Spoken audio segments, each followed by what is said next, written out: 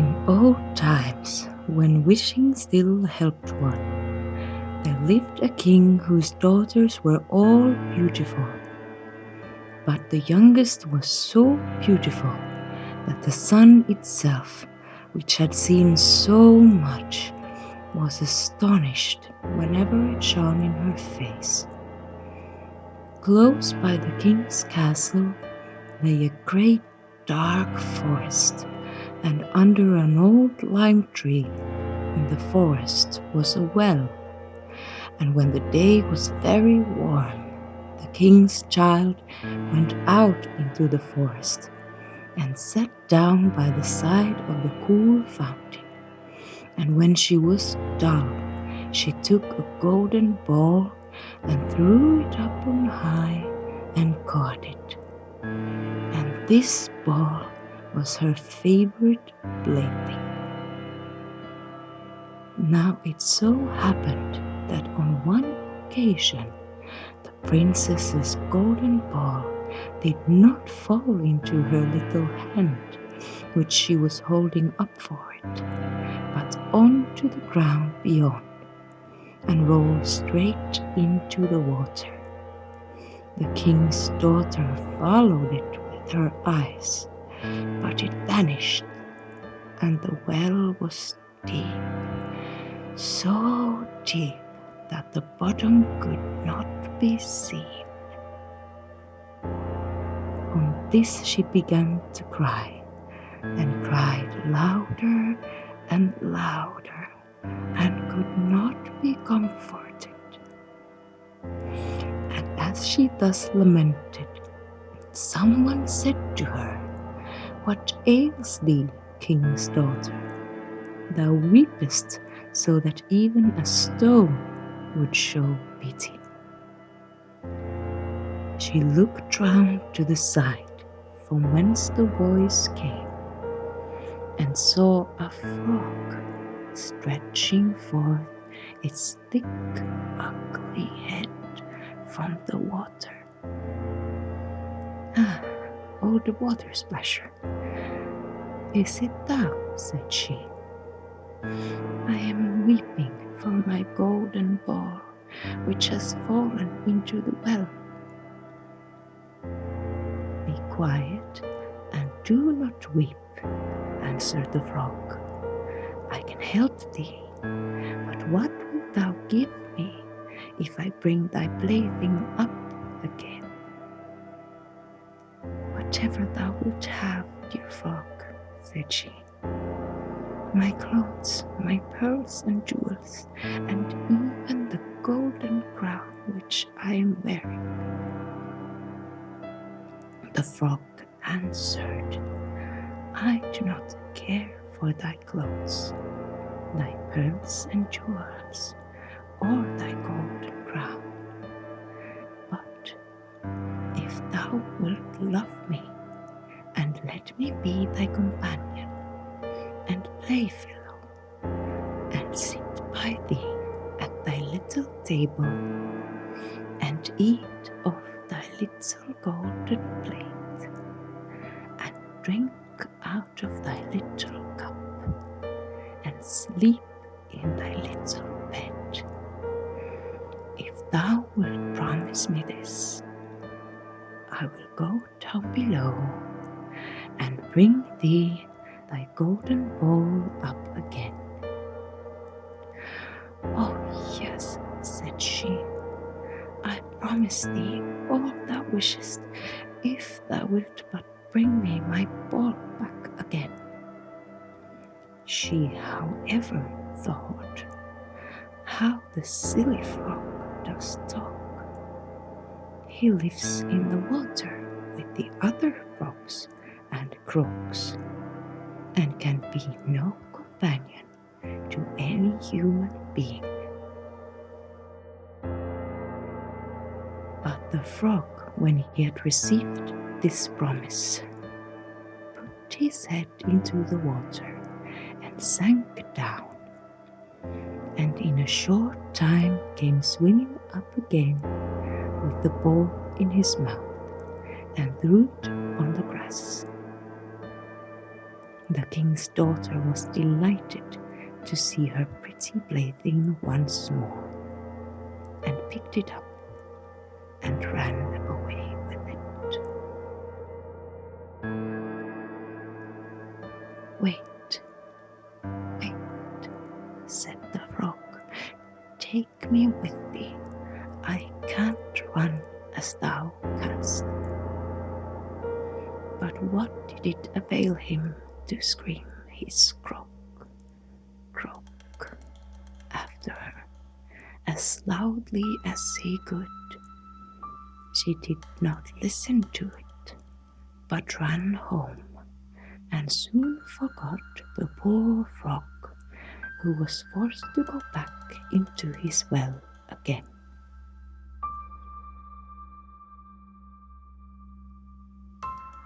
The next day, when she had seated herself at table with the king and all the courtiers, and was eating from her little golden plate, something came creeping, splish, splash, splish, splash, up the marble staircase.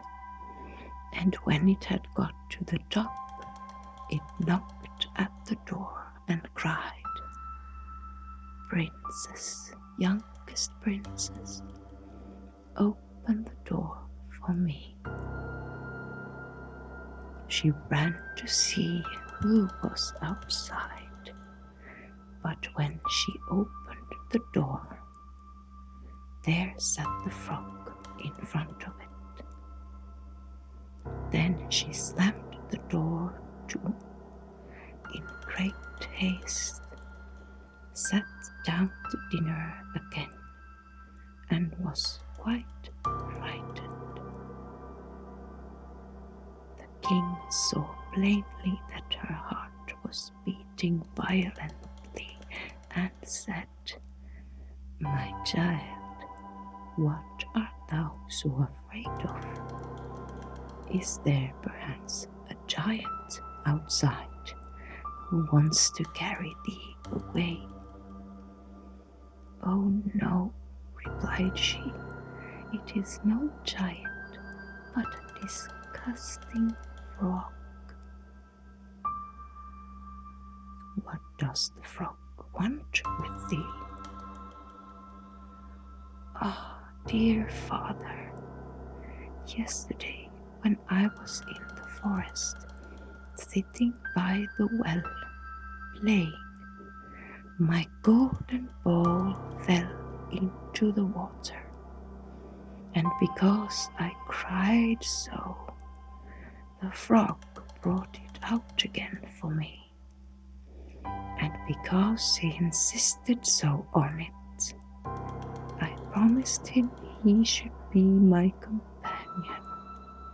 But I never thought he would be able to come out of his water, and now he is outside there and wants to come in to me."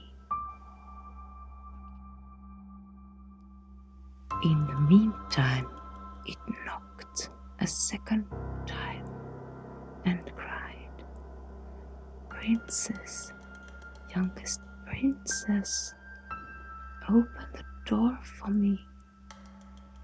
Dost thou not know what thou saidst to me yesterday by the cool waters of the fountain? Princess, youngest princess, open the door for me." Then said the king, "That which thou hast promised must thou perform. Go and let him in." She went and opened the door, and the frog hopped in and followed her step by step to her chair. There he sat still and cried, "Lift me up beside thee." She delayed until at last the king commanded her to do it. When the frog was once on the chair, he wanted to be on the table. And when he was on the table, he said, "Now push thy little golden plate nearer to me, that we may eat together." She did this, but it was easy to see that she did not do it willingly. The frog enjoyed what he ate, but almost every mouthful she took choked her. At length he said, "I have eaten and am satisfied. Now I am tired. Carry me into thy little room and make thy little silken bed ready, and we will both lie down and go to sleep." The king's daughter began to cry, for she was afraid of the cold frog, which she did not like to touch, and which was now to sleep in her pretty, clean little bed. But the king grew angry and said, "He who helped thee when thou wert in trouble ought not afterwards to be despised by thee." So she took hold of the frog with 2 fingers, carried him upstairs, and put him in a corner. But when she was in bed, he crept to her and said, "I am tired. I want to sleep as well as thou. Lift me up, or I will tell thy father." Then she was terribly angry and took him up and threw him with all her might against the wall. "Now thou wilt be quiet, odious frog," said she. But when he fell down, he was no frog, but a king's son with beautiful, kind eyes. He, by her father's will, was now her dear companion and husband. Then he told her how he had been bewitched by a wicked witch, and how no one could have delivered him from the well but herself, and that tomorrow they would go together into his kingdom.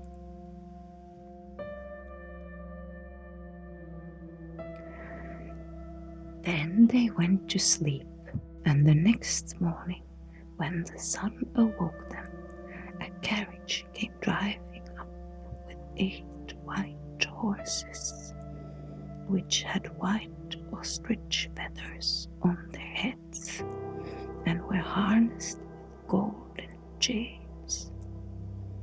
And behind stood the young king's servant, faithful Henry.